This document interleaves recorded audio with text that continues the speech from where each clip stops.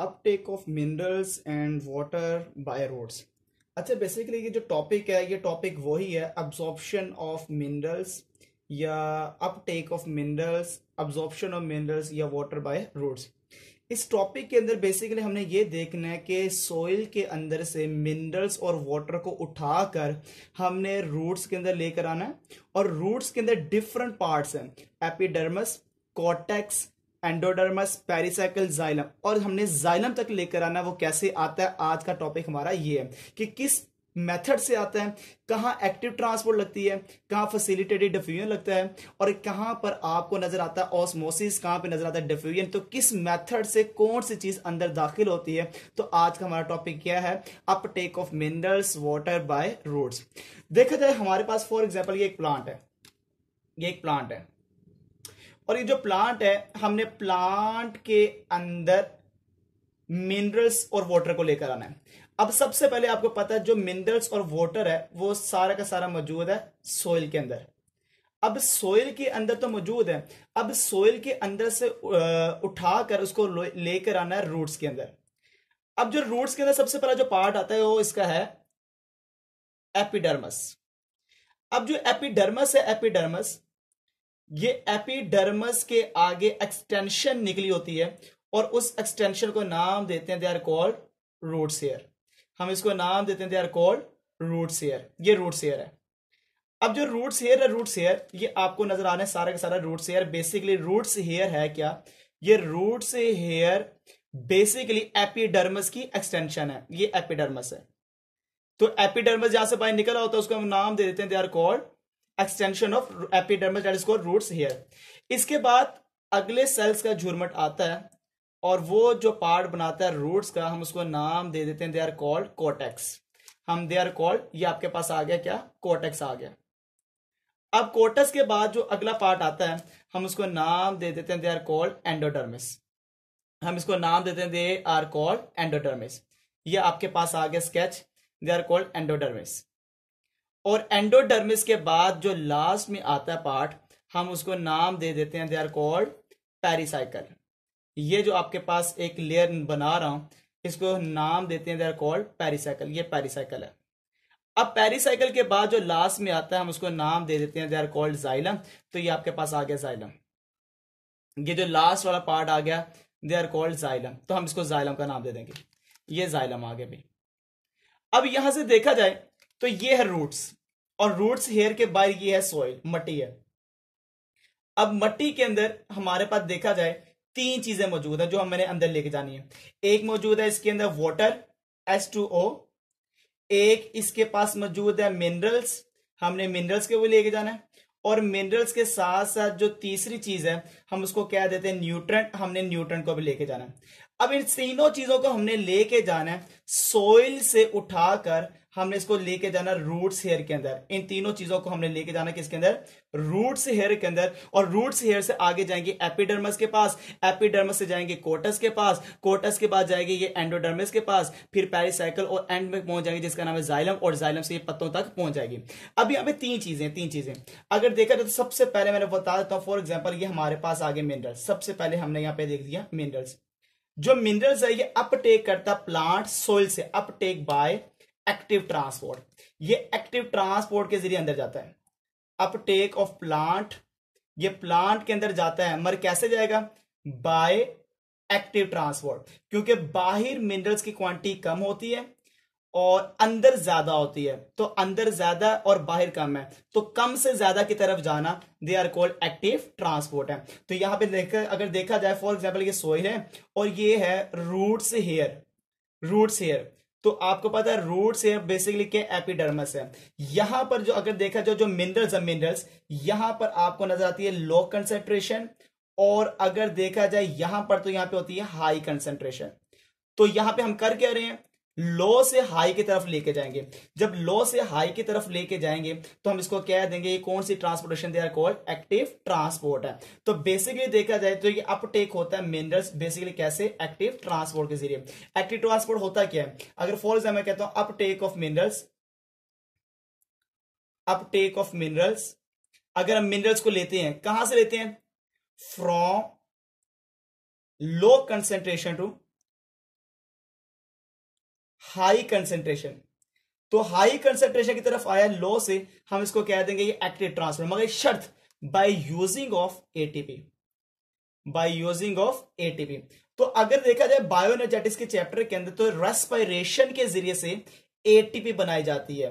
तो अगर रेस्पिरेशन हो रही है बेहतर है तो एटीपी ज्यादा होगी, अगर रेस्पिरेशन का प्रोसेस मुकम्मल तौर पे नहीं चल रहा तो एटीपी कम होगी। इसका मतलब ये जो डिपेंड करता है, ये पूरा का पूरा एक्टिव ट्रांसपोर्ट ये डिपेंड करता है on respiration, depends on respiration. तो ये रेस्पिरेशन के ऊपर डिपेंड करता है कि मिनरल्स की अपटेक प्रॉपर हो रही है या प्रॉपर नहीं हो रही, या सही चल रहा प्रोसेस या सही नहीं चल रहा। अब आते हैं न्यूट्रिएंट्स के बारे में। न्यूट्रिएंट्स कैसे आते हैं? न्यूट्रिएंट्स, अच्छा न्यूट्रिएंट्स की बात की जाए तो बेसिकली न्यूट्रिएंट्स यहां से गुजर कर आते हैं। कैसे आते हैं? ये है एक दीवार जो किसकी है? एपिडर्मस की। ये एपिडर्मस की मेम्ब्रेन के ऊपर, जिसका नाम मैंने लिख दिया प्लाज्मा मेम्ब्रेन, इस प्लाज्मा मेम्ब्रेन के ऊपर मौजूद है प्रोटीन, और इस प्रोटीन को नाम देते हैं कैरियर प्रोटीन। ये जो आपको नजर आ रही है कैरियर प्रोटीन, ये कैरियर प्रोटीन है। और ये कैरियर प्रोटीन आपको कहां पे नजर आ रही है? इस दीवार के ऊपर।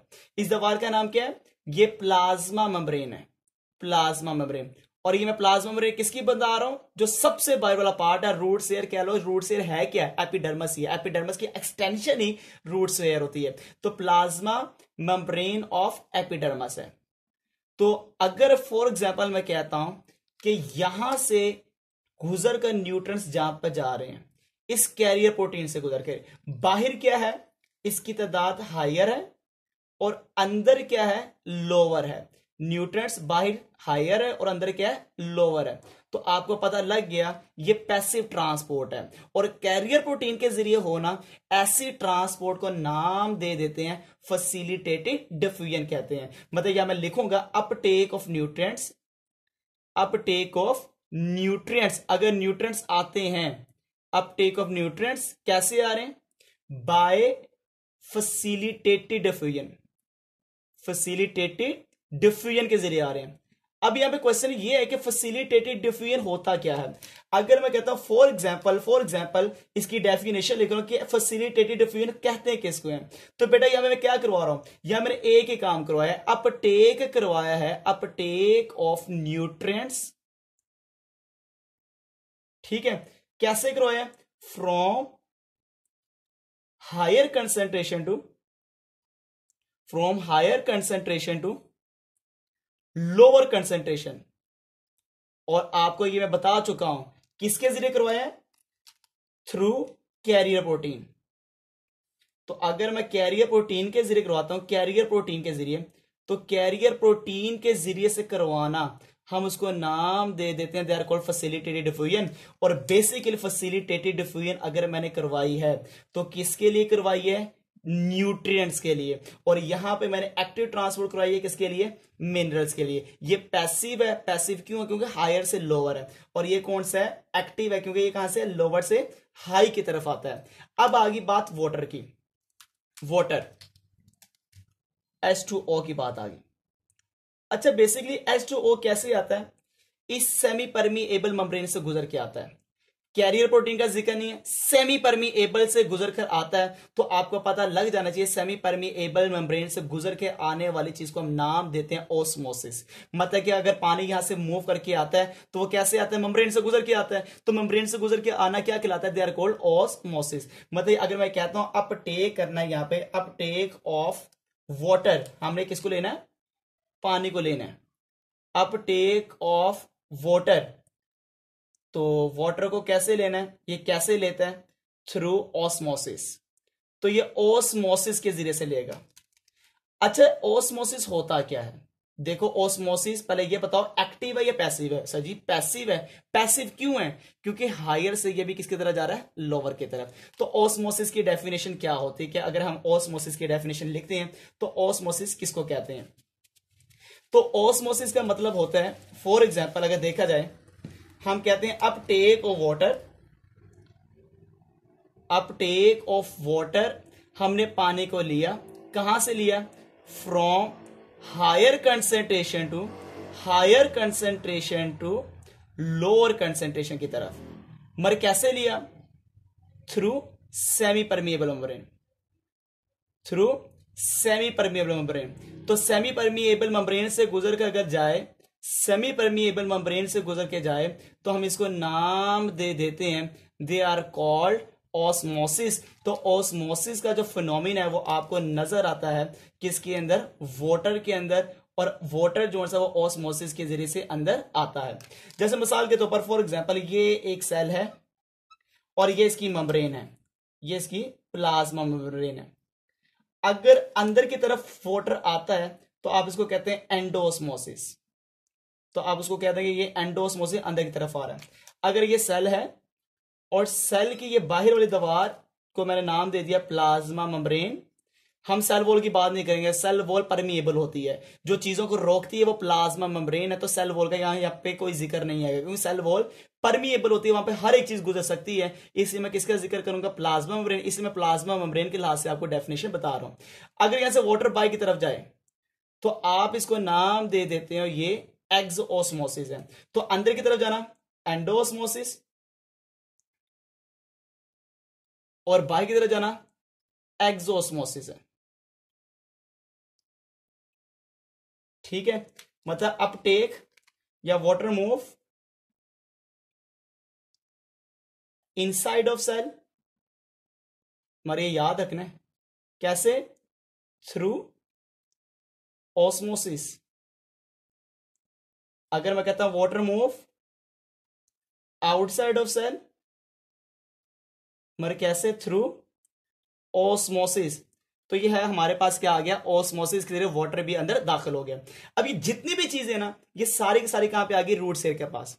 अब रूट सेल के पास आने के बाद ये मूव करती है यहां से, और यहां से इसने मूव करके जाना होता है कहां पर? जाइलम के पास। मतलब यहां से सारी चीजें आ गई हैं, उसने मूव करके जाना कहां पर? जाइलम के पास। इसने मूव करके कहां पे जाना है? जाइलम के पास। फॉर एग्जाम्पल मैं कहता हूं ऊपर वाला वाटर है, नीचे वाला आपके पास मिनरल्स है, नीचे वाला न्यूट्रिएंट्स है। तो ये सारा का सारा यहां से मूव करके जाएगा कहां पे? जाइलम के पास। तो ये पूरा का पूरा जो रास्ता है हम इसको कहते हैं pathway of xylem, pathway of xylem. तो ये जाइलम का जो मुकम्मल तौर पर रास्ता है वो रास्ता कहां से है? रूट्स हेयर से लेकर जाइलम तक होता है। जो कि मैंने बताना वो 3 रास्ते हैं, और वो कौन कौन से रास्ते होते हैं।